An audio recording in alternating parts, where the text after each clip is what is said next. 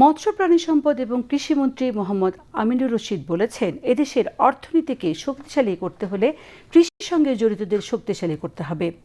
উৎপাদনের সাথে চাহিদার সামঞ্জস্য করতে পারলে মধ্যস্বত্বভোগীরা সুযোগ পাবে না।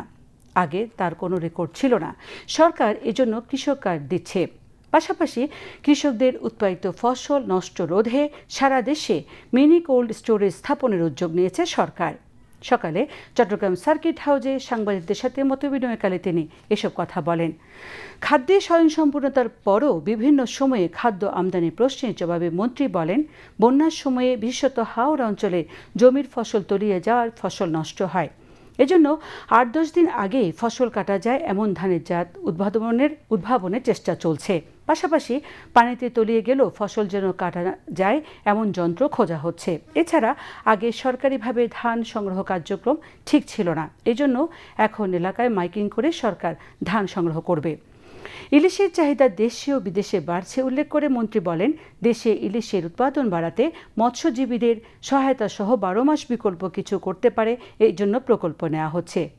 জাটকা নিধন ও প্রজনন মৌসুমে মা ইলিশ রক্ষায় কোর্স কাছের কার্যক্রমকে বাড়াতেও জনবল আরও বাড়ানো হচ্ছে। তার প্রয়োজনীয় যা কিছু আছে সরকারের মাধ্যমে ডেলিভারি হয়, এগুলি ডেলিভারি করা হবে। এতে করে কৃষক ন্যায্য দামে তার ব্যবহৃত পণ্যগুলি পেয়ে যাবে। বিক্রির জন্য আমরা একটা সিস্টেম চালু করতে পারবো। যেটা সবচেয়ে বেশি প্রয়োজন, কৃষকের উৎপাদিত পণ্যের পাশাপাশি তার বিক্রয় মূল্যকে নিশ্চিত করা। এই সরকারের টার্গেট ইলিশ শুধু লোকাল মার্কেটে অ্যাভেলেবেল করা নয়, আন্তর্জাতিক বাজারেও ইলিশের চাহিদা বেড়েছে।